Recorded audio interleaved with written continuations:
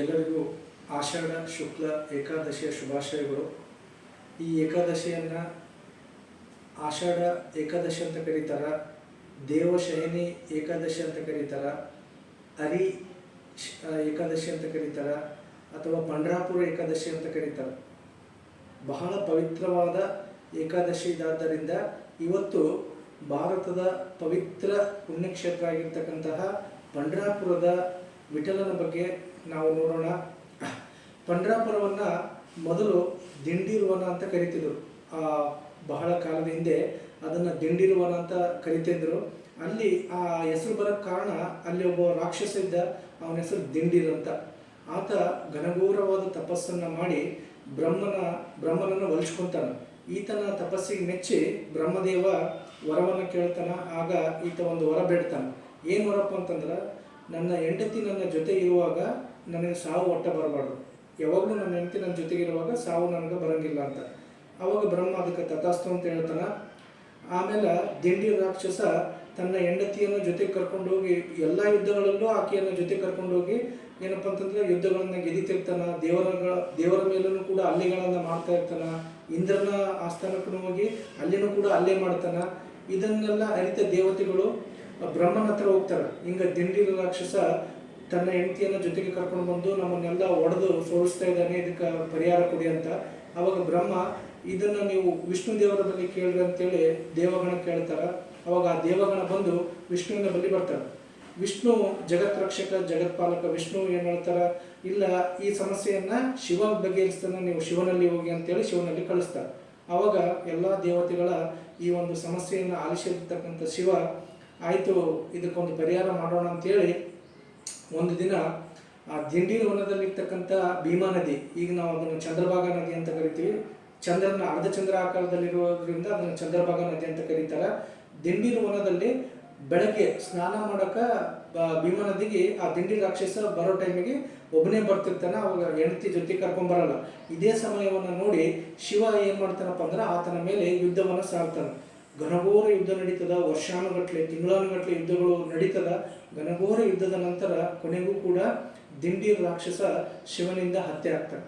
ಹತ್ಯೆ ಆಗೋ ಟೈಮ್ದಾಗ ದಿಂಡೀರ್ ರಾಕ್ಷಸ ಹರಿಯನ್ನ ನೆನೆಸ್ತಾನೆ. ಶ್ರೀಹರಿಯ ನಾಮವನ್ನು ತನ್ನ ನಾಲಿಗೆ ಮೇಲೆ ತಂದುಕೊಳ್ತಾನೆ. ವಿಷ್ಣು ನಾಮವನ್ನು ಸ್ಮರಣೆ ಮಾಡ್ತಾನೆ. ಆ ಸಮಯದಲ್ಲಿ, ಆತನ ಸಾವಿನ ಸಮಯದಲ್ಲಿ ವಿಷ್ಣು ನಾಮ ಸ್ಮರಣೆ ಮಾಡಿರೋದ್ರಿಂದ ವಿಷ್ಣು ಪ್ರತ್ಯಕ್ಷನಾಗಿ ಕೇಳ್ತಾನೆ, ಏನು ನಿನಗೆ ವರ ಬೇಕು? ಈ ಸಾಯುವ ಗಳಿಗೆಯಲ್ಲಿ ನನ್ನನ್ನು ನೀನು ನೆನೆಸಿದಿ, ಆದ್ದರಿಂದ ನಾನು ನಿನ್ನ ಪ್ರತ್ಯಕ್ಷನಾಗಿದ್ದೀನಿ, ಏನು ಬೇಕು ನಿನಗೆ ಅಂತ ಕೇಳಿದಾಗ ದಿಂಡೀರ್ ರಾಕ್ಷಸ ಹೇಳ್ತಾನೆ, ಪ್ರಭು ನಿನ್ನನ್ನೇ ನೋಡಿದರೆ ನನ್ನಲ್ಲಿ ಯಾವ ಆಸೆಗಳು ಕೂಡ ಈಗ ಉಳಿದಿಲ್ಲ, ನನಗೇನೂ ಬೇಕಾಗಿಲ್ಲ, ನಿನ್ನ ಈ ದಿವ್ಯ ದರ್ಶನ ಆದಗಳೇ ನನ್ನ ಮನಸ್ಸಿನಲ್ಲಿರ್ತಕ್ಕಂಥ ಎಲ್ಲ ಆಸೆಗಳು ಕೂಡ ಸತ್ತು ಹೋಗಿವೆ. ನಂದು ಒಂದೇ ಒಂದು ಆಸೆ ಇದೆ ನೋಡಿ, ಯಾವಾಗ ಪರಮಾತ್ಮ ಈತಗೆ ದರ್ಶನ ಕೊಟ್ಟ ಅವಾಗ ಈತನಲ್ಲಿರ್ತಕ್ಕಂಥ ಎಲ್ಲ ರಾಕ್ಷಸಿ ಗುಣಗಳು ಕೂಡ ಹೊರಟೋಗಿ ಇವ ದೈವಿ ಪುರುಷ ಆಗ್ತಾನೆ. ಏನು ಕೇಳ್ತಾನಪ್ಪ ಅಂತಂದ್ರೆ, ನನ್ನ ಸಾಮ್ರಾಜ್ಯದ ಜನರಿಗೆಲ್ಲ ಒಳ್ಳೆಯದಾಗಬೇಕು, ಆದ ಕಾರಣ ನೀನು ಇದೇ ಕ್ಷೇತ್ರದಾಗೆ ನೆಲೆಸಬೇಕು, ಇದೇ ಕ್ಷೇತ್ರದಾಗೆ ನೆಲೆಸಬೇಕು, ಮತ್ತು ಈ ವನಕ್ಕೆ ನನ್ನ ಹೆಸರೇ ಇಡಬೇಕು ಅಂತ ಹೇಳಿದ್ಗಳೇ ವಿಷ್ಣು, ಆಯಿತು ನಾನು ಮುಂದೆ ದ್ವಾಪರ ಯುಗದಾಗ ಕೃಷ್ಣನಾಗಿ ನಾ ಅವತಾರ ಎತ್ತೀನಿ, ಅವಾಗ ಏನಪ್ಪ ಅಂತಂದ್ರೆ ಇದೇ ಏನಪ್ಪ ಅಂದ್ರೆ ನಿನ್ನ ದಿಂಡೀರ್ ವನದಾಗೆ ಬಂದು ನಾನು ನೆಲೆಸ್ತೀನಿ ಅಂತೇಳಿ ತಥಾಸ್ತು ಅಂತೇಳಿ, ಇನ್ನು ಮುಂದೆ ಈ ವನವನ್ನು ನಿನ್ನ ಹೆಸರಿನಿಂದಲೇ ಕರೀಲಿ ಅಂತೇಳಿ ದಿಂಡೀರ್ ವನ ಆಗಲಿ ಅಂತೇಳಿ ವಿಷ್ಣು ಏನು ಮಾಡ್ತಾನಪ್ಪ ಅಂತಂದ್ರೆ ಆಶೀರ್ವಾದ ಮಾಡಿ ಹೋಗ್ತಾನೆ. ಅಂದಿನಿಂದ ಈ ಪ್ರದೇಶ ದಿಂಡೀರ್ ವನ ಅಂತಲೇ ಫೇಮಸ್ ಆಗಿರ್ತದೆ. ಸೊ ದ್ವಾಪರ ಯುಗದಾಗ ನಮ್ಮೆಲ್ಲರಿಗೂ ಗೊತ್ತು ಕೃಷ್ಣನ ಅವತಾರ ಆಗ್ತದ. ಅವಾಗ ಒಂದು ಸರ್ತೆ ಕೃಷ್ಣ ದ್ವಾರಕದಾಗ ರಾಧೆ ಬಂದಿರ್ತಾಳೆ ದ್ವಾರಕೆಗೆ. ನಮ್ಮೆಲ್ಲರಿಗೂ ಗೊತ್ತು ರಾಧೆ ಶ್ರೀಕೃಷ್ಣನ ಪ್ರಿಯ ಸಖಿ. ಅವಾಗ ರುಕ್ಮಿಣಿ ಅರಮನೆಯಲ್ಲಿ ರಾಜನಾಗಿ ಕುಳಿತಿರ್ತಾನ. ದ್ವಾರಕಾಧೀಶ ಶ್ರೀಕೃಷ್ಣ ರಾಧೆಯನ್ನು ಬಹಳ ಪ್ರೀತಿಯಿಂದ ಬರಮಾಡಿಕೊಳ್ತಾನೆ, ಬಹಳ ಸಲಿಗೆಯಿಂದ ಆಕೆ ಜೊತೆ ಮಾತಾಡ್ತಾನೆ. ಇದನ್ನೆಲ್ಲ ನೋಡಿರ್ತಕ್ಕಂಥ ರುಕ್ಮಿಣಿಗೆ ಸ್ವಲ್ಪ ಸಿಟ್ಟು ಬರ್ತದೆ, ಏನು ನನ್ನ ಜೊತೆ ಬಿಟ್ಟು ರಾಧೆ ನನಗಿಂತ ಜಾಸ್ತಿ ಪ್ರೀತಿ ತೋರಿಸ್ತಾ ಇದ್ದಾನೆ ಕೃಷ್ಣ ಅಂತೇಳಿ ಸಿಟಿಗೆ ಯಾಕೆ ಏನು ಮಾಡ್ತಾಳೆ, ಅರಮನೆಯನ್ನು ಬಿಟ್ಟು ಬಂದುಬಿಡ್ತಾಳೆ. ಎಲ್ಲಿಗೆ ಬರ್ತಾಳಪ್ಪ ಅಂದ್ರೆ ದಿಂಡೀರ್ ವನದ ಕಡೆಗೆ ಬರ್ತಾಳೆ. ಶ್ರೀಕೃಷ್ಣ ಪರಮಾತ್ಮನು ಕೂಡ ಕುದುರೆಯನ್ನು ಏರಿ ದಿಂಡೀರ್ ವನದ ಕಡೆಗೆ ಬರ್ತಾನೆ, ಈಕೆಯನ್ನು ಹಿಂಬಾಲಿಸಿ. ಅದೇ ಸಮಯದಾಗೆ ಅಲ್ಲಿ ಶ್ರೀಕೃಷ್ಣನ ಭಕ್ತ ಪುಂಡಲೀಕ ಆ ದಿಂಡೀರ್ ವನದಾಗೆ ಇರ್ತಾನೆ. ಇದು ದ್ವಾಪರ ಯುಗದ ಟೈಮಿಂಗ್. ಪುಂಡಲೀಕ ತನ್ನ ತಂದೆ ತಾಯಿಗಳ ಸೇವೆಯನ್ನು ಮಾಡ್ತಾ ಇರ್ತಾನೆ. ಈ ಪುಂಡಲೀಕನ ಕಥೆಯನ್ನು ನೋಡಿ ಇದನ್ನು ಸ್ವಲ್ಪ ಎಲಾಬ್ರೇಟ್ ಮಾಡೋಣ. ಪುಂಡಲೀಕ ಯಾರಪ್ಪ ಅಂತಂತಂದ್ರೆ ಆ ದಿಂಡಿರೋಣದಲ್ಲಿ ನೆಲೆಸಿರ್ತಕ್ಕಂಥ ಒಬ್ಬ ಏನಪ್ಪ ಅಂತಂದ್ರೆ ವ್ಯಕ್ತಿ. ಪುಂಡಲೀಕನ ತಂದೆ ತಾಯಿಗಳು ಇಬ್ಬರು ಕೂಡ ಮಹಾನ್ ವಿಷ್ಣು ಭಕ್ತರು. ಆದರೆ ಪುಂಡಲೀಕ ಮಾತ್ರ ಮಹಾನ್ ಪೋಲಿ. ಬಹಳಷ್ಟು ಏನಪ್ಪ ಅಂತಂದ್ರೆ ತಂದೆ ತಾಯಿಗಳನ್ನ ಹಿಂಸೆ ಮಾಡ್ತಿರ್ತಾನ, ತಂದೆ ತಾಯಿಗಳಿಗೆ ನೋವನ್ನು ಕೊಡ್ತಿರ್ತಾನ. ತಂದೆ ತಾಯಿಗಳು ಇವನಿಗೆ ವಯಸ್ಸಿಗೆ ಬಣ್ಣ ಮದುವೆ ಮಾಡ್ತಾರ, ಆಕೆಗೆ ಹೆಂಡತಿ ಬರ್ತಾಳ, ಆ ಹೆಂಡತಿನೂ ಕೂಡ ಆ ಅತ್ತಿ ಮಾವದವರಿಗೆ ಸರಿಯಾಗಿ ನೋಡ್ಕೊಳ್ಳಲ್ಲ. ಇಬ್ಬರು ಮಗ ಮತ್ತು ಸೊಸೆ ಇಬ್ಬರು ಕೂಡಿ ಆ ತಂದೆ ತಾಯಿಗಳಿಗೆ ಹಿಂಸೆ ಮಾಡ್ತಿರ್ತಾರೆ. ಮಾಡೋದ್ನಾಗ ಸಾಕಾಗಿ ಲಾಸ್ಟಿಗೆ ಬೇಡ ನಾವು ಕಾಶಿ ವಯಸ್ಸಾಗಿದೆ, ಇನ್ನು ಕಾಶಿ ಕಡೆಗೆ ಹೋಗೋಣ. ಕಾಶಿಯಲ್ಲಿ ಏನಪ್ಪ ಅಂದ್ರೆ ಗೊತ್ತು ನಮಗೆಲ್ಲ, ಕಾಶಿಯಲ್ಲಿ ಸತ್ರ ಮೋಕ್ಷ ಸಿಗ್ತದಂತ ಮೊದಲಿಂದನೂ ಕೂಡ ಪ್ರತೀತಿ ಅದ. ಅಲ್ಲೇ ಹೋಗಿ ನಮ್ಮ ಕೊನೆಯ ದಿನಗಳನ್ನು ಕಳೆಯೋಣ ಅಂತೇಳಿ ಅವರಿಬ್ಬರು ಡಿಸೈಡ್ ಮಾಡಿ ಏನಪ್ಪ ಅಂತಂದ್ರೆ ಒಂದು ಮೂಟೆಗಳನ್ನು ಕಟ್ಕೋತಾರೆ, ಸ್ವಲ್ಪ ಅಕ್ಕಿ ದಾರಿಯಲ್ಲಿ ಆದಷ್ಟು ಅವನ್ನ ಕಟ್ಕೊಂಡು ಪ್ರವಾಸ ಹೋಗ್ತಿರ್ತಾರೆ ಪಾದಯಾತ್ರೆ ಮೂಲಕ. ಆವಾಗ ಹೆಂಡತಿ ಆಕೆ ಸೊಸೆಗೆ ಏನು ದುರ್ಬುದ್ಧಿ ಬರ್ತದಂದ್ರೆ ಅದರಲ್ಲಿ ಏನಾದರೂ ಮುತ್ತು ರತ್ನ ಬೆಳ್ಳಿ ಧಾನ್ಯಗಳನ್ನು ಇಟ್ಕೊಂಡು ಹೊಂಟಾರೆ, ನೀವು ಚೆಕ್ ಮಾಡೋಣ ನಡಿ ಅಂತೇಳಿ ಗಂಡಿಗೆ ಕಿವಿ ತುಂಬ್ತಾಳ. ಆ ಮೂರ್ಖ ಗಂಡನ್ನು ಕೂಡ ಆಕೆ ಮಾತು ಕೇಳಿ ಆ ಪುಂಡಲೀಕ ತಂದೆ ತಾಯಿ ಹತ್ರ ಬರ್ತಾನೆ, ನೋಡ್ತಾನೆ, ಅವೆಲ್ಲ ಗಂಟು ಬಿಚ್ಚಿ ನೋಡ್ತಾನೆ, ಯಾವುದು ಬಂಗಾರ ಇಲ್ಲ ಏನೂ ಇರಲ್ಲ. ಆಯ್ತು ಇಷ್ಟು ದೂರ ಬಂದೀವಿ, ಇನ್ನೂ ಸ್ವಲ್ಪ ಹೋದ್ರೆ ಕಾಶಿನೇ ಬರ್ತದ, ನಾವು ಕೂಡ ಕಾಶಿ ನೋಡ್ಕೊಂಡು ಹೋದ್ರೆ ಆಯ್ತು ಅಂತೇಳಿ ತಂದೆ ತಾಯಿ ಜೊತೆಗೆ 4 ಮಂದಿ ಪಾದಯಾತ್ರೆ ಮಾಡ್ತಾರೆ. ಈ ಸಮಯದಾಗ ಪುಂಡಲೀಕ ನೋಡ್ರಿ ಹೆಂಗದ, ಪುಂಡಲೀಕ ತನ್ನ ಹೆಂಡತಿಗೆ ಕಾಲು ಬೇನೆ ಆಗ್ತದಂತ ಆಕಿನ ತನ್ನ ಭುಜದ ಮೇಲೆ ಹೊತ್ತನ ನಡೆಸ್ತಾನ. ವಯಸ್ಸಾದ ತಂದೆ ತಾಯಿ ಹಂಗೆ ನಡೀತಾ ಇರ್ತಾರ, ಆದ್ರೆ ಅವ್ರಿಗೆ ಏನು ಕೇರೆ ಮಾಡೋದಿಲ್ಲ, ಹಂಗೆ ನಡೆಸ್ತಾನೆ ಇರ್ತಾನ. ಆದ್ರೆ ತನ್ನ ಹೆಂಡತಿ ಭುಜದ ಮೇಲೆ ಹೊತ್ಕೊಂಡು ಹೆಂಡತಿ ಕಾಲು ಬೇನೆ ಆಗ್ಬಾರ್ದಂತ ನಡೆಸ್ತಾನೆ. ಇದನ್ನೆಲ್ಲ ಆಗಿ ಸ್ವಲ್ಪ ಮುಂದಕ್ಕೆ ಹೋಗ್ತಾರೆ. ಅಲ್ಲಿ ಒಂದು ಋಷಿ ಆಶ್ರಮ ಬರ್ತದ, ಕುಕ್ಕುಟ ಮುನಿಗಳು ಅಂತ. ಆ ಋಷಿ ಹೆಸರು ಕುಕ್ಕುಟ ಮುನಿಗಳ ಆಶ್ರಮ ಬರ್ತದ. ಆ ಆಶ್ರಮದ ರಾತ್ರಿ ತನ್ಕೋತಾರೆ, ಕಾಲೆಲ್ಲ ಬೇನೆ ಆಗಿರ್ತಾವ, ನಡೆದು ರಾತ್ರಿ ಮಕ್ಕಳೋಣ ಅಂತೇಳಿ ಎಲ್ಲರೂ ಅವತ್ತ ಅಲ್ಲಿ ಏನಪ್ಪ ಅಂತಂದ್ರೆ ವಿಶ್ರಾಮ ಮಾಡ್ತಾರೆ. ಆ ರಾತ್ರಿ ಬೆಳಗ್ಗೆ ಮುಂಜಾನೆ ಇವರೆಲ್ಲ ಮಕ್ಕೊಂಡಿರ್ತಾರೆ, ಆದರೆ ಇದಕ್ಕೆ ನಿದ್ದೆ ಅಂತಿರಲ್ಲ ಪುಂಡಲೀಕಿಗೆ. ರಾತ್ರಿ ಎಲ್ಲ ಹಂಗೆ ಎದ್ದಿರ್ತಾನ. ಬೆಳಗ್ಗೆ ಮುಂಜಾನೆ ಟೈಮ್ದಾಗ 3 ಸ್ತ್ರೀಯರು ಪೂರ್ತಿ ಎಲ್ಲ ಬಟ್ಟೆ ಎಲ್ಲ ಕೊಳಕಾಗಿರ್ತದ, ಮೈಯೆಲ್ಲ ಕೊಳಕು, ಒಂಥರ ಪೂರ್ತಿ ಏನಪ್ಪ ಅಂತಂದ್ರೆ ಭಿಕ್ಷುಕರು ಟೈಪ್ ಇರ್ತಕ್ಕಂಥ 3 ಮಹಿಳೆಯರು ಎಲ್ಲ ಕೊಳಕು ಬಟ್ಟೆಯಿಂದ ಆಶ್ರಮವನ್ನು ಪ್ರವೇಶ ಮಾಡ್ತಾರೆ. ಪ್ರವೇಶ ಮಾಡಿ ಆಶ್ರಮದೆಲ್ಲ ಸ್ವಚ್ಛತೆ ಮಾಡ್ತಾರೆ, ಕಸ ಹೊಡಿತಾರೆ, ಕಸ ಗುಡಿಸ್ತಾರೆ, ನೀರು ಹೊಡಿತಾರೆ, ಹೂವು ಕೀಳ್ತಾರೆ. ಆಶ್ರಮವನ್ನು ಬಹಳ ಸ್ವಚ್ಛವಾಗಿ ಇಟ್ಕೊಂಡು ಧ್ಯಾನ ಮಂದಿರದ ಒಳಗೆ ಹೋಗಿ ಧ್ಯಾನ ಮಾಡಿ ಹೊರಗೆ ಬರೋಣನೆ ಆ 3 ಏನು ಭಿಕ್ಷುಕರಂಗಿದ್ದ ಸ್ತ್ರೀಯರು ಬಹಳ ಪವಿತ್ರವಾದ ಬಟ್ಟೆಯಿಂದ ಹೊರಗಡೆ ಬಂದದ್ದು ನೋಡಿ ಇವನಿಗೆ ಗಾಬರಿ ಆಗ್ತದೆ. ಪುಂಡಲೀಕಿಗೆ ಇದೇನಿದು, ಹೋಗೋದು ಬರೋದ್ನಾಗ ಪೂರ್ತಿ ಭಿಕ್ಷುಕರು ಇದ್ದಂಗಿದ್ರು ಈ 3 ಮಹಿಳೆಯರು. ಈಗ ಇಷ್ಟೆಲ್ಲ ಸೇವೆಯನ್ನು ಮಾಡಿ ಧ್ಯಾನ ಮಂದಿರದ ಹೋಗಿ ಧ್ಯಾನ ಮಾಡಿ ಬರೋಣನೆ ಎಂಥ ಸುಂದರ ಸ್ತ್ರೀಯರಾದರು, ಎಂಥ ಬಟ್ಟೆಗಳು, ರಾಣಿಯರಾದಂಗೆ ಆಗಿರಲ್ಲ, ಇದೇನು ನನ್ನ ಕನಸಾದೇನೋ ಅಂತೇಳಿ ಮತ್ತೆ ಮರುದಿನೂ ಚೆಕ್ ಮಾಡ್ತಾನೆ, ಇದೇ ನನ್ನ ಕನಸೇ ಇರ್ಬೋದೇನಂತ. ಮರುದಿನೂ ಕೂಡ ಹಂಗೆ ನಡೀತದೆ. ಆ 3 ಸ್ತ್ರೀಯರು ಬರ್ತಾರೆ, ಭಿಕ್ಷುಕ ವೇಷ ಟೈಪು ಬಂದು ಆ ಋಷಿ ಆಶ್ರಮವನ್ನು ಸ್ವಚ್ಛ ಮಾಡಿ ಆ ಧ್ಯಾನ ಮಂದಿರದಲ್ಲಿ ಧ್ಯಾನ ಮಾಡ್ತಾರೆ. ಧ್ಯಾನ ಮಾಡಿದ ನಂತರ ಮತ್ತೆ ಹೊರಗಡೆ ಬರೋಣ ಇವ ಹೋಗ್ತಾನೆ. ಹೋಗಿ ಆ 3 ಮಹಿಳೆಯರಿಗೆ ಕೇಳ್ತಾರೆ, ಏನು ಬರೋದ್ನಾಗ ನೀವು ಈ ಟೈಪ್ ಪೂರ್ತಿ ಕೊಳಕು ಬಟ್ಟೆ ಪೂರ್ತಿ ಎಲ್ಲ ಭಿಕ್ಷುಕಿ ಥರ ಬಂದಿದ್ದೀರಿ, ಈಗೇನು ಇಷ್ಟು ರಾಣಿಯರ ಥರ ಹೊಂಟಿರಲ್ಲ ಅಂತಾರಣ. ಆವಾಗ ಹೇಳ್ತಾರ, ನಾವು ಮತ್ತಾರು ಅಲ್ಲ, ಭಾರತದ ಪವಿತ್ರ ನದಿಗಳಾಗಿರ್ತಕ್ಕಂತಹ ಗಂಗಾ, ಯಮುನಾ, ಸರಸ್ವತಿ ನದಿಗಳು ನಾವು. ಎಲ್ಲ ಭಕ್ತರು ಎಲ್ಲರೂ ಕೂಡ ತಮ್ಮ ಪಾಪಗಳನ್ನು ತೊಳ್ಕೊಳ್ಳೋಕೆ ನಂಬಲ್ಲಿ ಬರ್ತಾರ. ಆ ಪಾಪದ ಕೊಳೆಯಿಂದ ನಾವು ಕೂಡ ಏನಪ್ಪ ಅಂತಂದ್ರೆ ನಮ್ಮ ಬಟ್ಟೆಗಳೆಲ್ಲ ಕೊಳೆಯಾಗಿ ನಮ್ಮ ದೇಹ ಮಲಿನವಾಗಿರ್ತದ. ಯಾವಾಗ ನಾವು ಋಷಿಗಳ ಸೇವೆ, ಸಾಧು ಸಂತರ ಸೇವೆ, ತಂದೆ ತಾಯಿಗಳ ಇಂಥ ಪುಣ್ಯ ಪುರುಷರ ಸೇವೆ ಯಾವಾಗ ನಾವು ಮಾಡ್ತೀವಿ, ಅವಾಗ ನಮ್ಮ ಕೊಳೆನೂ ಕೂಡ ನಾಶ ಏನಾಗ್ತದಪ್ಪ ಅಂತಂತಂದ್ರೆ ನಾವು ಕೂಡ ಮೊದಲಿನಂಗ ಶುದ್ಧವಾಗ್ತೀವಿ. ಹಿಂಗಾಗಿ ಭಕ್ತರು ನಮ್ಮಲ್ಲಿ ತೊಳ್ಕೊಂಡಿರ್ತಕ್ಕಂಥ ಪಾಪವನ್ನು ನಾವು ಗುರು ಹಿರಿಯರು, ಸಾಧು ಸಂತರ ಸೇವೆಗಳನ್ನು ಮಾಡೋದ್ರ ಮೂಲಕ ನಾವು ತೊಳ್ಕೊತೀವಿ ಅಂತೇಳಿ ಆತಗ ಬುದ್ಧಿ ಮಾತು ಹೇಳ್ತಾರೆ. ಯಾರಿಗೆ? ಪುಂಡಲೀಕಿಗೆ. ಆತಗೆ ಮತ್ತೆ ಹೇಳ್ತಾರೆ, ನೀನು ತಂದೆ ತಾಯಿಗಳಿಗೆ ಭಾಳ ಕಷ್ಟ ಕೊಟ್ಟಿದ್ದು ನಮ್ಗೆ ಗೊತ್ತು, ನೀನಂತೂ ದೊಡ್ಡ ಪಾಪಿಯಾಗಿದ್ದಿ, ಹೇಗಾದ್ರೂ ಮಾಡಿ ಅವ್ರ ಸೇವೆಯನ್ನು ಮಾಡಿ ನೀನು ಕೂಡ ಪುಣ್ಯವನ್ನು ಗಳಿಸ್ಕೊ, ಇಲ್ಲಂತಂದ್ರೆ ನಿನಗೂ ಕೂಡ ನರಕ ತಪ್ಪಿದ್ದಲ್ಲ ಅಂತ ಅವನಿಗೆ ಎಚ್ಚರ ಮಾಡಿ ಹೋಗ್ತಾರೆ. ಅವಾಗ ಅವನ ಏನಪ್ಪ ಅಂತಂದ್ರೆ ಕಣ್ಣು ತೆರೀತದೆ. ಹೌದಲ್ಲ, ನಾನು ಎಂಥ ತಪ್ಪು ಮಾಡಿದೆ, ಕಣ್ಣೆದುರಿಗಿರ್ತಕ್ಕಂಥ ದೇವರು ಸ್ವಲ್ಪ ಆಗಿರ್ತಕ್ಕಂಥ ತಂದೆ ತಾಯಿಗಳನ್ನು ಬಿಟ್ಟು ಅವ್ರಿಗೆ ಭಾಳ ಕಷ್ಟಪಟ್ಟು ಇನ್ಮೇಲಾದರೂ ನಾನು ಅವ್ರ ಸೇವೆ ಮಾಡ್ಬೇಕಂತೇಳಿ ಅಲ್ಲಿಂದ ಅವನ ತಂದೆ ತಾಯಿಗಳಿಗೆ ಬಹಳ ಚೆನ್ನಾಗಿ ನೋಡ್ಕೋತಾರೆ. ಕಾಶಿಗೆ ಹೋಗಿ ಬರ್ತಾರೆ. ಮನೆಗೆ ಬಂದ ನಂತರ ಆತ ಪೂರ್ತಿ ಏನಪ್ಪ ಅಂದ್ರೆ ಬದಲಾವಣೆ ಆಗಿರ್ತಾನೆ. ತಂದೆ ತಾಯಿಗಳ ಸೇವೆಯನ್ನು ಅಷ್ಟು ಚಂದ ಮಾಡ್ತಾನೆ. ಅದೇ ಟೈಮ್ದಾಗೆ ವಯಸ್ಸಾಗಿರ್ತದ ತಂದೆ ತಾಯಿಗಳಿಗೆ ಅವರಿಗೆಲ್ಲ ಕುಂತಲ್ಲೇ ಊಟ, ಅವ್ರದ್ದು ಕೈಕಾಲು ಒತ್ತೋದು ಪ್ರತಿಯೊಂದೂ ಕೂಡ ಆತ ಮಾಡ್ತಾ ಇರ್ತಾನೆ. ಒಂದು ದಿವಸ ಅವರು ಇಬ್ಬರು ತಂದೆ ತಾಯಿಗಳು ಮಕ್ಕೊಂಡಿರ್ತಾರೆ, ಅವರು ಊಟ ಮಾಡಿಸಿ ಕಾಲನ್ನು ಒತ್ತಿರ್ತಾರೆ. ಅದೇ ಟೈಮಿಗೆ ಈಗ ಹೇಳಿದ್ನಲ್ಲ, ಶ್ರೀಕೃಷ್ಣ ಪರಮಾತ್ಮ ನನ್ನ ಭಕ್ತ ಪುಂಡಲೀಕನನ್ನು ನೋಡ್ಕೊಂಡು ಹೋಗೋಣ ಅಂತ ಬರ್ತಾ ಇರ್ತಾನೆ. ಬಂದು ನಿಂದಿರ್ತಾನೆ ಶ್ರೀಕೃಷ್ಣ ಪರಮಾತ್ಮ ಆತನ ಬಾಗಿಲಿಗೆ ಬಂದು ನಿಂತು, ಪುಂಡಲೀಕ ಬಾ ಅಂತನ. ಪುಂಡಲೀಕ ಹೇಳ್ತಾನೆ, ನೋಡ್ರಿ ತಂದೆ ತಾಯಿಗಳ ಸೇವೆ ಎಷ್ಟು ಮಗ್ನವಾಗಿ ಮಾಡ್ತಾ ಇರ್ತಾನಂದ್ರೆ, ನಾನು ನನ್ನ ತಂದೆ ತಾಯಿಗಳ ಸೇವೆಯಲ್ಲಿ ಅದು ಗೊತ್ತಿರ್ತದೆ ಬಂದಿರ್ತಕ್ಕಂಥವನು ಭಗವಂತನೇ ಅಂತ.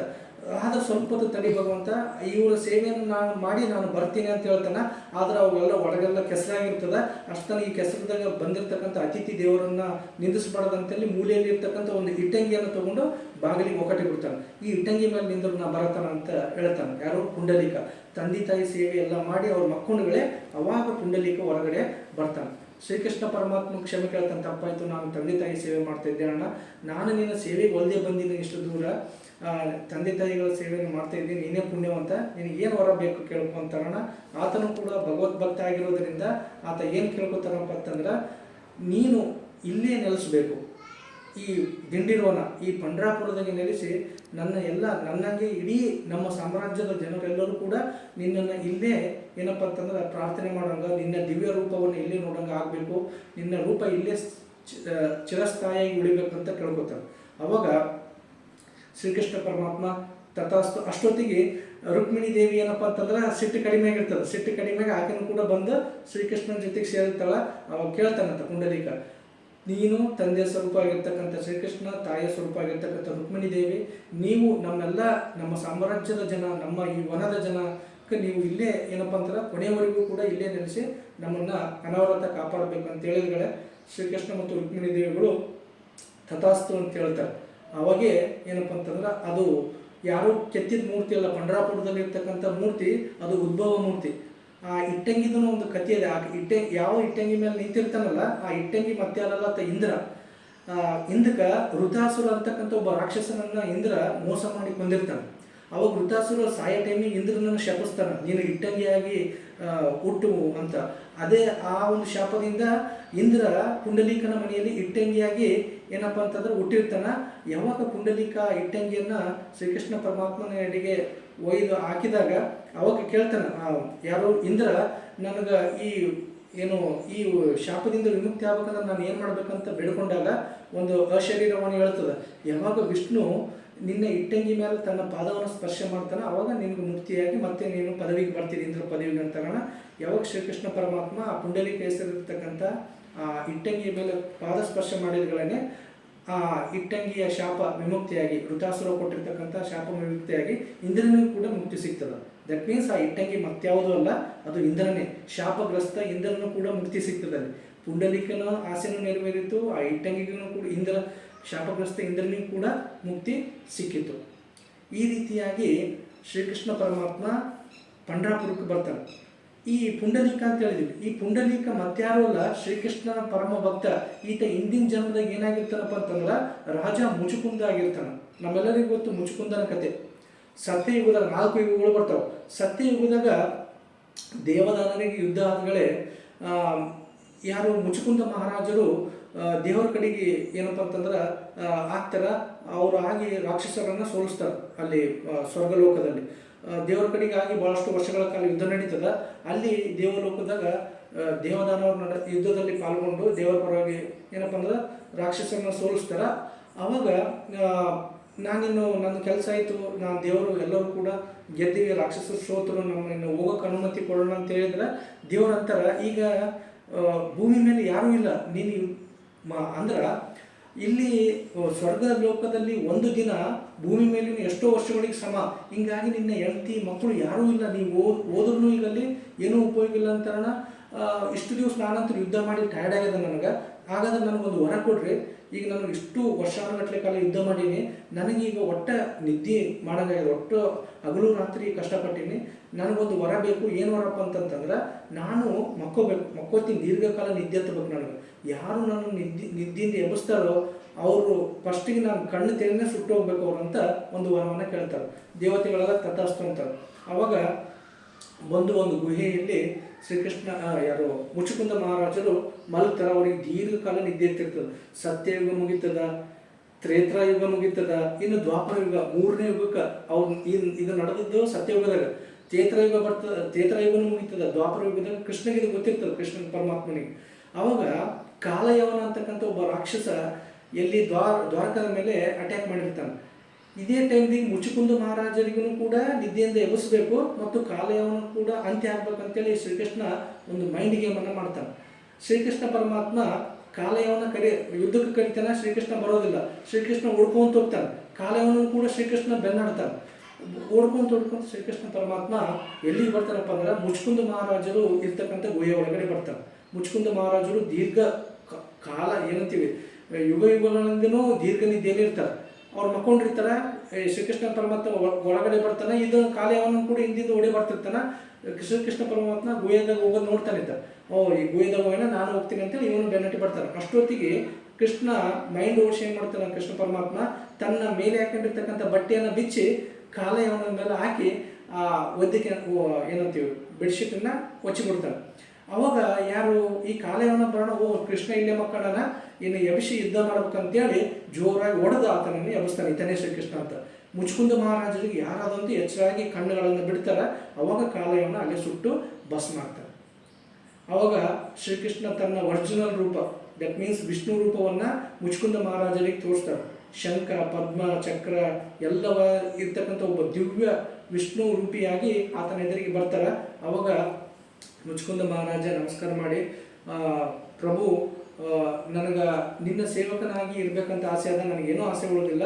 ನಾನು ನಿನ್ನ ಸೇವಕನಾಗಿ ನಿನ್ನ ಭಕ್ತನಾಗಿ ಕೊನೆತನನ್ನು ಉಳಿಬೇಕು ಅಂತ ಒಂದು ವರವನ್ನು ಕೊಡುವಂಥರನ್ನ ಚಿಂತೆ ಮಾಡಬೇಡ. ದ್ವಾಪರ ಯುಗದಾಗ ನಾನು ಕೃಷ್ಣನಾಗಿ ಹುಟ್ಟುತ್ತೀನಿ.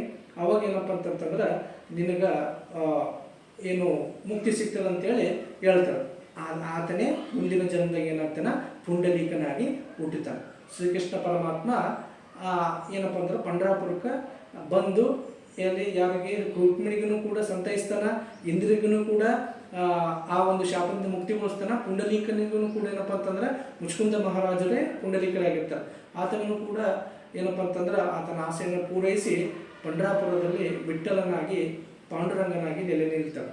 ಇದು ಏನಪ್ಪ ಅಂತಂದ್ರೆ ಪಾಂಡುರಂಗ ವಿಠ್ಠಲ ಪಂಡರಾಪುರ ಕ್ಷೇತ್ರಕ್ಕೆ ಬಂದಿರತಕ್ಕಂತಹ ಕಥೆ ಅಥವಾ ಐತಿಹ್ಯ. ವಿಠಲ ಅಂತಂದ್ರೆ ಮರಾಠಿ ಪದ ವಿಟ್ ಅಂದ್ರೆ ಇಟ್ಟಿಗೆ, ಇಟ್ಟಿಗೆ ಮೇಲೆ ನಿಂತವನು ಅಂತ ಅರ್ಥ. ಆ ಇಟ್ಟಿಗೆ ಮತ್ಯಾವುದಲ್ಲ ಆತ ಇಂದ್ರ. ಆ ಇಟ್ಟಿಗೆ ಏನಪ್ಪ ಅಂದ್ರೆ ಶಾಪಗ್ರಸ್ತ ಇಂದ್ರನೇ ಇಟ್ಟಿಗೆ ಆಗಿ ಪುಂಡಲೀಕನ ಮನೆಯಲ್ಲಿ ಇರ್ತಾನೆ. ನಾವು ಹೇಳಿದ್ವಿ ಆಷಾಢ ಮಾಸ ಅಂದ್ರೆ ಬಹಳ ಫೇಮಸ್, ಬಹಳಷ್ಟು ಅರ್ಥಗರ್ಭಿತವಾದ ಮಾಸ. ಇದೇ ದಿನ ಆಷಾಢ ಶುಕ್ಲ ಏಕಾದಶಿ ಎಂದೇ ಮಹಾವಿಷ್ಣು ಕ್ಷೀರಸಾಗರದಲ್ಲಿ ಆದಿಶೇಷನ ಮೇಲೆ ಮಲ್ಕೋತಾನೆ. 4 ತಿಂಗಳುಗಳ ಕಾಲ ನಿದ್ದೆಗೆ ಹೋಗ್ತಾನೆ. ಅದಕ್ಕೆ ದೇವಶಯನಿ ಏಕಾದಶಿ ಅಂತ ಕರೀತಾರೆ. ಶಯನಿ ಅಂದ್ರೆ ಮಲ್ಕೋದು, ದೇವರು ಮಲಗಿಕೊಳ್ತಾನೆ. ಮುಂದಿನ 4 ತಿಂಗಳುಗಳ ಕಾಲ ಚಾತುರ್ಮಾಸ ಇವತ್ತಿಂದನೇ ಸ್ಟಾರ್ಟ್ ಆಗ್ತದೆ. ಚಾತುರ್ಮಾಸ ಅಂತಂದ್ರೆ 4 ತಿಂಗಳ ಕಾಲ ದೇವರು ಯೋಗ ನಿದ್ರೆಗೆ ಹೋಗ್ತಾನೆ. ಯೋಗ ನಿದ್ರೆಗೆ ಹೋದಗಳೇ ಯಾವುದೇ ಪುಣ್ಯತರ, ಅದಕ್ಕೆ ಈ 4 ತಿಂಗಳು ಈ ಅವಧಿದಾಗ ಯಾವುದೇ ಕೆಲಸ ಶುಭ ಕಾರ್ಯಗಳು ನಡೆಯೋದಿಲ್ಲ. ಯಾವುದೇ ಮನಶಾಂತಿ, ಮದುವೆ ಯಾವುದೂ ಕೂಡ ನಡೆಯಲ್ಲ. ಯಾಕಂದ್ರೆ ದೇವರು ಮಲಗಿಕೊಂಡಿರ್ತಾನಂತಕ್ಕಂಥ ಒಂದು ಹಿನ್ನೆಲೆಯಲ್ಲಿ. ಮತ್ತೆ ಹಿನ್ನೆಲೆ ಏನಪ್ಪ ಅಂದ್ರೆ ಇದು ಮಳೆಗಾಲ ಆಗಿರೋದ್ರಿಂದ ರೈತಾಪಿ ವರ್ಗದ ಜನ ಫುಲ್ ಬ್ಯುಸಿ ಇರೋದ್ರಿಂದ ಅದನ್ನು ಕೂಡ ಒಂದು ಕಾರಣ ಆಗ್ತದೆ. ಆಷಾಢ ಮಾಸದಲ್ಲಿಯೇ ಏನಪ್ಪ ಅಂತಂದ್ರೆ ಸತಿ ಸಕ್ಕುಬಾಯಿಗೆ ಪಾಂಡುರಂಗ ವಿಠಲ ಮೋಕ್ಷ ಕೊಡಿಸಿದ ದಿನ ಅಂತಲೂ ಕೂಡ ಹೇಳ್ತಾರೆ. ಇದೇ ದಿನನೇ ಏನಪ್ಪ ಅಂತಂದ್ರೆ ಏಕಾದಶಿ ದೇವಿ ಹುಟ್ಟಿದ ದಿನ ಅಂತಲೂ ಕೂಡ ಹೇಳ್ತಾರೆ. ಏಕಾದಶಿ ದೇವಿ ಯಾರಪ್ಪ ಅಂತಂತಂದ್ರೆ, ಏಕಾದಶಿ ದೇವಿ ಯಾರಪ್ಪ ಅಂತಂದ್ರೆ ಈಕೆ ಇಂದಿನ ಕಾಲದಾಗ ಒಬ್ಬ ರಾಕ್ಷಸ. ಆತ ಎಲ್ಲ ದೇವರುಗಳನ್ನ ಒಂದು ದೊಡ್ಡ ಶಕ್ತಿಯನ್ನು ಪಡೆದು ಎಲ್ಲ ದೇವರುಗಳನ್ನು ಹಿಂಸೆ ಮಾಡ್ತಿರ್ತಾನೆ. ಅವಾಗ ಏನು ಮಾಡ್ತಾರೆ, ಎಲ್ಲ ದೇವತೆಗಳು ನೆಲ್ಲಿಕಾಯಿ ದಾತ್ರಿ ಅಂತಕ್ಕಂಥ ಒಂದು ನೆಲ್ಲಿಕಾಯಿ ಗಿಡದ ತೆಳಗೆ ಆ ಗುಹೆಯಲ್ಲಿ ಅಡ್ಕೋತಾರೆ ಇವನ ಒಂದು ಪ್ರಭಾವ ನೋಡಿ. ಅವಾಗ ಏಕಾದಶಿ ದಿವಸ ಆಷಾಢ ಏಕಾದಶಿ ಇರ್ತದ, ಎಲ್ಲರೂ ಉಪವಾಸವಿದ್ದು ಮಳೆ ಬರ್ತದ, ಅದೇ ಮಳೆಯಲ್ಲಿ ಸ್ನಾನ ಮಾಡ್ತಾರೆ. ಅವರ ಉಸಿರಿನಿಂದ ಒಬ್ಬ ದೇವಿ ಹುಟ್ಟುತ್ತಾಳೆ. ಆ ದೇವಿನೇ ಏಕಾದಶಿ ದೇವಿ. ಆ ಒಂದು ಪ್ರಬಲವಾದ ಶಕ್ತಿ ಆ ರಾಕ್ಷಸನನ್ನ ಕೊಲ್ತದ. ಇದೇ ಏಕಾದಶಿಯ ದಿವಸ. ಆದ್ದರಿಂದ ಆಕೆಯನ್ನ ಆಷಾಢ ಏಕಾದಶಿ ದೇವಿ ಅಂತ ಕರೀತಾರೆ. ಆಕೆ ಹುಟ್ಟಿದ್ದು ಕೂಡ ಇದೇ ದಿವಸನೇ. ಆಷಾಢದಲ್ಲಿ ವಾರ್ಕರಿ ಸಂಪ್ರದಾಯದವರು ಏನಪ್ಪ ಅಂತಂದ್ರೆ ಬಹಳ ಪವಿತ್ರ ಪಾದಯಾತ್ರೆ ಮೂಲಕ ಪಂಢರಾಪುರಕ್ಕೆ ಬರ್ತಾರೆ. ವಾರಕರಿಗಳು ಯಾರಪ್ಪ ಅಂದ್ರೆ ವಿಠಲನ ಭಕ್ತರು, ಅದಕ್ಕೆ ವಾರ್ಕರಿ ಸಂಪ್ರದಾಯ ಅಂತ ಕರೀತಾರೆ. ಇದರ ಇತಿಹಾಸ 13ನೇ ಶತಮಾನಕ್ಕೆ ಹೋಗ್ತದೆ. ಜ್ಞಾನದೇವ, ತುಕಾರಾಮ, ನಾಮದೇವ, ಸತಿ ಸಕ್ಕುಬಾಯಿ, ಗೋರ ಮುಂತಾದ ವಿಠಲನ ಭಕ್ತರು ಮತ್ತು ಅವರ ಅನುಯಾಯಿಗಳು ಏನಪ್ಪ ಅಂತಂದ್ರೆ ಈ ಮಹಾನ್ ಭಕ್ತರು ಕಳೆದ 500 ವರ್ಷಗಳಲ್ಲಿ 13ನೇ ಶತಮಾನದಿಂದ 18ನೇ ಶತಮಾನದವರೆಗೂ 500 ಏನಪ್ಪ ಅಂದ್ರೆ ವಿಠಲನ ಭಕ್ತರು ಮಹಾನ್ ಭಕ್ತರು ಆಗೋಗ್ಯಾರ. ಈ 50 ಮಹಾನ್ ಭಕ್ತರ ಸಮಾಧಿ ಸ್ಥಳದಿಂದ ಅವ್ರು ಏನು ಮಾಡ್ತಾರಪ್ಪ ಅಂದ್ರೆ ಅವರ ಪಾದುಕೆಗಳನ್ನು ತಗೊಂಡು ಈ ಆಷಾಢ ಏಕಾದಶಿಯ ದಿವಸ ಅಲ್ಲಿಂದ ಪಾದಯಾತ್ರೆ ಮೂಲಕ ಬಂದು ಸೇರ್ತಾರೆ. ಲಕ್ಷಗಟ್ಟಲೆ ಬಂದು ಸೇರ್ತಾರೆ. 10ರಿಂದ 15 ಲಕ್ಷ ಜನ ಅವತ್ತು ಪಂಢರಾಪುರದಲ್ಲಿ ಸೇರ್ತಕ್ಕಂಥ ಸಾಧ್ಯತೆ ಇರ್ತದೆ ಅಂತ ಹೇಳ್ತಾರೆ. 40ಕ್ಕೂ ಹೆಚ್ಚಿನ ಪ್ರದೇಶಗಳಿಂದ ಸ್ಥಳಗಳಿಂದ ಪಲ್ಲಕ್ಕಿಗಳು ಅವತ್ತು ಬರ್ತಾವೆ. ಆ ಸಂತರ ಸಮಾಧಿ ಸ್ಥಳದಿಂದ 40ಕ್ಕೂ ಹೆಚ್ಚು ಪಲ್ಲಕ್ಕಿಗಳನ್ನು ಹೊತ್ತುಕೊಂಡು ಅವರ ಅನುಯಾಯಿಗಳು, ವಿಠಲನ ಅನುಯಾಯಿಗಳು ಏನಪ್ಪ ಅಂದ್ರೆ ಪಂಢರಾಪುರಕ್ಕೆ ಈ ಆಷಾಢ ಶುಕ್ಲ ಏಕಾದಶಿಯ ದಿವಸ ಬರ್ತಾರೆ. ಅದನ್ನು ನೋಡೋಕೆ 2 ಕಣ್ಣುಗಳು ಸಾಲಲ್ಲ. ಪೂರ್ತಿ ಭಕ್ತ ಸಾಗರವೇ ಕೂಡ ಅಲ್ಲಿ ನೆರೆದಿರ್ತದೆ. ನಮ್ಮೆಲ್ಲರಿಗೂ ಗೊತ್ತು, ವಿಠಲನ ಹರಿದಾಸ ಕೀರ್ತನೆಗಳ ತವರೂರು ಯಾವುದಪ್ಪ ಅಂದ್ರೆ ಪಂಢರಾಪುರ. ಒಂದು ಕಡೆಗೆ ಬಹಳ ಅದ್ಭುತವಾದ ಮಾತು ಹೇಳ್ತಾರೆ. ಏನಪ್ಪ ಅಂದ್ರೆ ಶ್ರೀಕೃಷ್ಣ ಪರಮಾತ್ಮ ರಾಮೇಶ್ವರಂದಾಗ ಸ್ನಾನ ಮಾಡಿ, ಬದ್ರಿನಾಥ್ ಆಶ್ರಮದಲ್ಲಿ ಧ್ಯಾನ ಮಾಡಿ, ಪೂರಿದಾಗ ಊಟ ಮಾಡಿ, ಅದೇ ರೀತಿ ವೃಂದಾವನದಾಗ ರೆಡಿಯಾಗಿ, ತಿರುಪತಿಯಲ್ಲಿ ವ್ಯಾಪಾರ ಮಾಡಿ, ಕೊನೆಯದಾಗಿ ಕೀರ್ತನೆಯನ್ನು ಕೇಳಕತ್ತ ಪಂಢರಾಪುರಕ್ಕೆ ಬರ್ತಾನಂತ. ಕೀರ್ತನೆಯನ್ನು ಪಂಢರಾಪುರದಾಗ ಕೇಳಿ ಆನಂದಿಸಿ ಲಾಸ್ಟಿಗೆ ಕೊನೆಯದಾಗಿ ರಾತ್ರಿ ದ್ವಾರಕದಾಗ ಹೋಗಿ ಮಕ್ಕೋತಾನಂತ. ಅಂದ್ರೆ ಕೀರ್ತನ ಬ್ರಹ್ಮಕ್ಷೇತ್ರ ಯಾವುದಾದ್ರೂ ಇದ್ರೆ ಅದು ಪಂಢರಾಪುರ. ಅಲ್ಲಿ ನಾವು ಹೇಳಿದ್ವಲ್ಲ, ಹರಿದಾಸರದ ಮೂಲ ತವರೂರು, ಹರಿದಾಸ ಕೀರ್ತನೆಗಳ ಮೂಲ ತವರೂರೇ ನಮಗೆ ಪಂಢರಾಪುರ. ಅಲ್ಲಿ ಅನೇಕ ಹರಿದಾಸರುಗಳು ಪಾಂಡುರಂಗ ವಿಠಲನ ಕೀರ್ತನೆಗಳನ್ನು ರಚಿಸ್ಯಾರ. ನಾಮದೇವ, ತುಕಾರಾಮ, ಗೋರ, ಸತಿ ಸಕ್ಕುಬಾಯಿ ಆಗಿರ್ಬೋದು, ಬಹಳಷ್ಟು ಜನ ಪಂಢರಾಪುರದ ವಿಠಲನ ಭಕ್ತರು ಏನಪ್ಪ ಅಂದ್ರೆ ತಮ್ಮ ಇಡೀ ಜೀವನವನ್ನು ಆತನಿಗೆ ಅರ್ಪಿಸ್ಯಾರ. ಅದರಾಗ ನಾಮದೇವ ಅಂತಕ್ಕಂಥ ಒಬ್ಬ ಮಹಾನ್ ಭಕ್ತ, ವಿಷ್ಣು ಭಕ್ತ, ಪಂಢರಾಪುರದ ಪಾಂಡುರಂಗನ ವಿಠಲನ ಭಕ್ತರನ್ನ ನಾವು ಈಗಲೂ ಕೂಡ ಪಂಢರಾಪುರಕ್ಕೆ ಹೋಗೋಣ. ಕೃಷ್ಣ ರುಕ್ಮಿಣಿ ದೇವಸ್ಥಾನವನ್ನು ಹತ್ತಬೇಕಂದ್ರೆ ಫಸ್ಟಿಗೆ ಮೆಟ್ಟಿಲುಗಳು ಬರ್ತಾವೆ. ಅಲ್ಲಿ ನಾಮದೇವನ ಏನಪ್ಪ ಅಂದ್ರೆ ಪಾದಗಳನ್ನು ಇಟ್ಟಾರೆ. ಅದರಿಂದ ಭಾಳ ಅದ್ಭುತ ಅಂದ್ರೆ ಭಕ್ತಿಯ ಉನ್ನತವಾದಂಥ ಒಂದು ಚಿತ್ರಣದಲ್ಲಿ ನಾಮದೇವರು ಕೇಳ್ಕೊತಾರೆ, ನಾನು ಸತ್ತುಗಳೇ ನನ್ನ ದೇಹವನ್ನು ಈ ಮೆಟ್ಟಿಲುಗಳ ಬಲ್ಲೇ ಉಳ್ರಿ. ಯಾಕಪ್ಪ ಅಂತಂದ್ರೆ ಈ ಮೆಟ್ಟಿಲನ್ನ ಹತ್ಕೊಂಡೇ ಪಾಂಡುರಂಗನ ಭಕ್ತರು ದರ್ಶನ ಮಾಡಕ್ಕೆ ಹೋಗ್ತಾರೆ. ಅಂದ್ರೆ ಭಕ್ತರು ಬೇರೆ ಅಲ್ಲ, ದೇವರು ಬೇರೆ ಅಲ್ಲ. ಪಾಂಡುರಂಗನ ಭಕ್ತರು ಬೇರೆ ಅಲ್ಲ, ಪಾಂಡುರಂಗ ಬೇರೆ ಅಲ್ಲ. ಯಾವಾಗ ಪಾಂಡುರಂಗನ ಭಕ್ತರ ಪಾದದ ಧೂಳು ನನ್ನ ಸಮಾಧಿ ಮೇಲೆ ಬೀಳುತ್ತದೋ ಅವಾಗ ನನ್ನ ಜನ್ಮ ಸಾರ್ಥಕ ಆಯ್ತು ಅಂತ ನಾಮದೇವರು ಹೇಳ್ತಾರೆ. ಈಗಲೂ ಕೂಡ ಆ ಜಾಗವನ್ನು ನಾವು ಪಂಢರಾಪುರದಲ್ಲಿ ನೋಡ್ಬೋದು. ನಾವು ಫಸ್ಟಿಗೆ ಏನು ಪಂಢರಾಪುರದ ದೇವಸ್ಥಾನ ಹತ್ತಬೇಕಂದ್ರೆ ಫಸ್ಟಿಗೆ ಅಲ್ಲಿ ನಾಮದೇವರ ಪಾದಗಳನ್ನು ಇಟ್ಟಾರೆ. ಅದನ್ನು ನಮಸ್ಕಾರ ಮಾಡಿ ನಾವು ಹತ್ಕೊಂಡು ಹೋಗ್ತೀವಿ. ಅಂದ್ರೆ ಅಷ್ಟು ಪಾಂಡುರಂಗ ಏನಪ್ಪ ಅಂದ್ರೆ ತಮ್ಮ ಜೀವನವನ್ನೇ ಕೊಟ್ಟಿರ್ತಕ್ಕಂಥ ಮಹಾನ್ ಹರಿದಾಸಗಳ. ಅದೇ ರೀತಿ ನಮ್ಮೆಲ್ಲರಿಗೂ ಗೊತ್ತು ಭಕ್ತ ಕುಂಬಾರ ಪಿಕ್ಚರ್, ಗೋರ ರಾಜ್ಕುಮಾರ್ ಅವರು ಮಾಡಿರ್ತಕ್ಕಂಥ ಭಕ್ತ ಕುಂಬಾರನ ಪಿಕ್ಚರ್. ಆತ ಭಕ್ತ ಗೋರ ಆತನು ಕೂಡ ಆ ಫಿಲಮ್ನೇ ನೋಡಿವಿ ನಾವೆಲ್ಲ, ಹೌದಾ? ಗೋರ ಎಂತಹ ಒಬ್ಬ ಅದ್ಭುತ ಭಕ್ತ ವಿಠಲನಿಗಂತ ಹೇಳ್ತಾರ. ದೇವರು ದಾಸಾನುದಾಸ. ಯಾವಾಗ ಗೋರಾನ 2 ಕೈಗಳನ್ನು ಕಳ್ಕೊತಾನೆ ಅವಾಗ ದೇವರೇ ಪಾಂಡುರಂಗ ವಿಠಲನೇ ಏನಪ್ಪ ಅಂತಂದ್ರೆ ಈತನ ಮನೆಯಲ್ಲಿ ಇದ್ದು ಈತನ ಸೇವೆಯನ್ನು ಮಾಡ್ತಾನೆ. ಅದೇ ರೀತಿ ಸತಿ ಸಕ್ಕುಬಾಯಿ, ಇದು ಎಲ್ಲರಿಗೂ ಗೊತ್ತು, ಅದನ್ನು ಪಿಕ್ಚರ್ ನೋಡಿವಿ ನಾವು. ಸತಿ ಸಕ್ಕುಬಾಯಿ ಅವ್ರ ಅತ್ತೆ ಅವ್ರ ನಾದಿನಿ ಎಲ್ಲ ಕಷ್ಟ ಕೊಡೋದ್ನಾಗ ಸ್ವತಃ ಪಾಂಡುರಂಗನೇ ಬಂದು ಆಕೆಯನ್ನು ಕಾಪಾಡಿ ಆಕೆಗೆ ಮುಕ್ತಿಯನ್ನು ಕೊಡಿಸ್ತಾನೆ. ಈ ಎಲ್ಲ ಘಟನೆಗಳು ನಡೆದ ಸ್ಥಳ ಯಾವುದಪ್ಪ ಅಂತಂದ್ರೆ ಪಂಢರಾಪುರ. ಈ ಎಲ್ಲ ಘಟನೆಗಳು, ಈ ಕೀರ್ತನೆಗಳು, ಆದ್ದರಿಂದ ಪಂಢರಾಪುರವನ್ನು ಭೂವೈಕುಂಠ ಅಂತ ಕರೀತಾರೆ.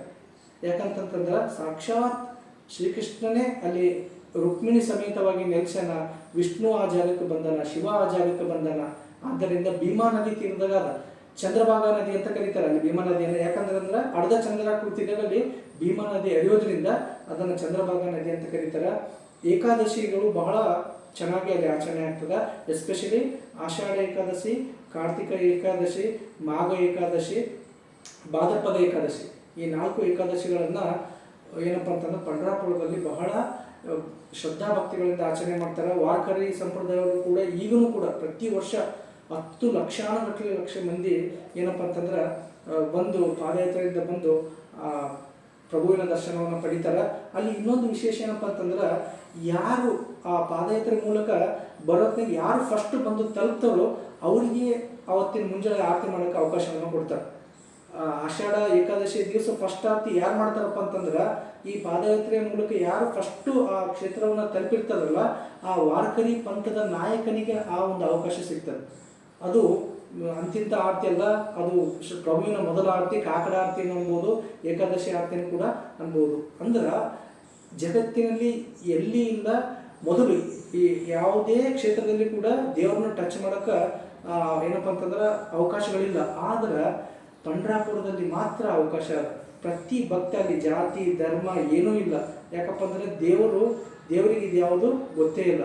ಪ್ರತಿಯೊಬ್ಬ ಜಾತ್ಯತೀತ ಪ್ರದೇಶ ಪಂಡ್ರಾಪುರ. ಅಲ್ಲಿ ನೀವು ಏನು ಮಾಡ್ಬೇಕು ಅಂದ್ರೆ ಪ್ರಭುವಿನ ಪಾದ ಸ್ಪರ್ಶವನ್ನು ಮಾಡ್ಬೋದು. ಮೊದಲು ಅಪ್ಕೊಳ್ಳೋಕ್ಕೂ ಅವಕಾಶ ಇತ್ತಂತ. ಮೊದಲು ಪಂಡ್ರಾಪುರದಾಗ ಆ ಪ್ರಭುವಿನ ಮೂರ್ತಿಯನ್ನು ಅಪ್ಕೊಳ್ಳೋಕ್ಕೂ ಅವಕಾಶ ಇತ್ತಂತ. ಜನಗಳು ಲೇಟ್ ಮಾಡೋ ಸಲಿಗೆ, ಕ್ರೌಡ್ ಜಾಸ್ತಿ ಆಗಕ್ಕ ಸಲಿಗೆ ಈಗ ಏನು ಮಾಡಿದ್ರೆ ಪಾದ ಸ್ಪರ್ಶ ಮಾಡ್ಬೋದು. ಅಂದ್ರೆ ಪ್ರಭುವಿನ ಪಾದವನ್ನು ನಾವೇ ಸ್ಪರ್ಶ ಮಾಡ್ಬೋದು. ಈಗಲೂ ಕೂಡ ನಾವಲ್ಲಿ ಮಾಡ್ಬೋದು. ಅಂದ್ರೆ ಆತ ಎಷ್ಟು ಜನಗಳಿಗೆ ಹತ್ತಿರ ಇದ್ದಾನೆ, ಜನರ ಹೃದಯದಲ್ಲಿ ಇದ್ದಾನೆ ಅಂತಕ್ಕಂಥದ್ದು ಇದರಿಂದ ನಮ್ಗೆ ತಿಳಿತದೆ. ಹೇಳ್ಕೊಂತಂದ್ರೆ ಭಾಳಷ್ಟು ಅದ. ಪ್ರಭುವಿನ ಭಕ್ತರು ಭಾಳಷ್ಟು ಮಂದಿ ಅದ. ಅದರಾಗ ಒಂದು ಪಂಡರಾಪುರದ ವಿಠಲನ ಭಕ್ತರು, ಶ್ರೀಕೃಷ್ಣನ ಭಕ್ತರ ಬಗ್ಗೆ ಓದ್ಬೇಕಂತಂದ್ರೆ ಮಹಾಗ್ರಂಥ ಮಹಾಭಕ್ತಿ ವಿಜಯ ಅಂತಕ್ಕಂಥ ಒಂದು ಅದ್ಭುತ ಪುಸ್ತಕ ಅದ. ಅದರಾಗ 131 ಏನಪ್ಪ ಅಂತಂದ್ರೆ ಸಾಧು ಸಂತರ ಜೀವನ ಚರಿತ್ರೆಯನ್ನು ಕೊಟ್ಟಾರ. ಅದು ನಿಮ್ಗೆ ಆನ್ಲೈನ್ದಾಗೂ ಸಿಗ್ತದ. ಆ ಪುಸ್ತಕ ಓದ್ರಿ. ಪ್ರತಿಯೊಬ್ಬರ 131 ಸಂತರ ಹರಿದಾಸರ ಜೀವನ ಚರಿತ್ರೆ ಅದರಾಗದ. ಅತ್ಯದ್ಭುತವಾದ ಪುಸ್ತಕ. ನೆಕ್ಸ್ಟು ಯಾವಾಗಾದ್ರೂ ನನಗೆ ಪ್ರಭು ಅವಕಾಶ ಕೊಟ್ಟನಪ್ಪ ಅಂತಂದ್ರೆ ಮತ್ತೇನಪ್ಪ ಅಂತಂದ್ರೆ ಪಾಂಡುರಂಗನ ಭಕ್ತರ ಬಗ್ಗೆ ವಿಡಿಯೋವನ್ನು ಮಾಡಿ ಹಾಕ್ತೇನೆ.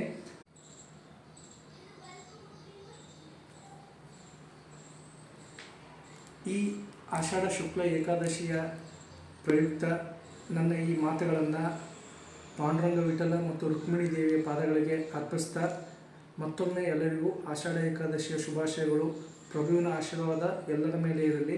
ಸರ್ವೇ ಜನ ಸುಖಿನೋ ಭವಂತು. ಜೈ ಪಾಂಡುರಂಗ ವಿಠಲ.